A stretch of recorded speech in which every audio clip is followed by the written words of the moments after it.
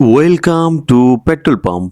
পাম্পে তেল নাই 1 লিটার, লাইন লম্বা 1 কিলোমিটার। চলুন দেখে আসি এই 1 কিলোমিটার লম্বা লাইনের এই ভিডিওটি। Wait. Ladies and gentlemen, welcome to petrol pump. পাম্পে তেল নেই 1 লিটার, গাড়ির সিরিয়াল এখন 1 কিলোমিটার।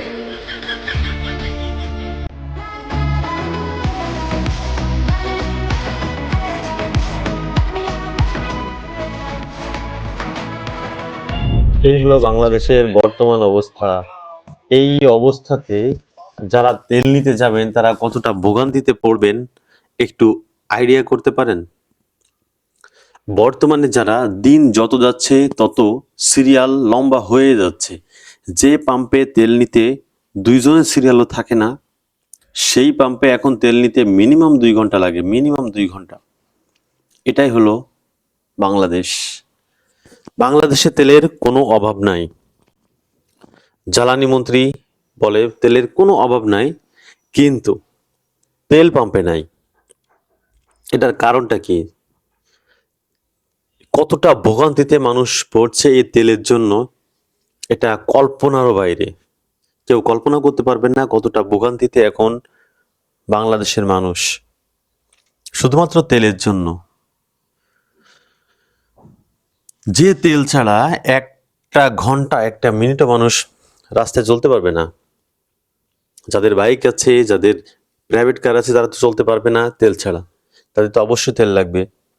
আর যারা বাংলার টেসলায় চলেন তাদের জন্য তো কোনো সমস্যাই না, যেহেতু আপনার টেসলায় চলেন, যতক্ষণ বিদ্যুৎ থাকবে ততক্ষণ আপনার গাড়ি চলবে রাস্তায়।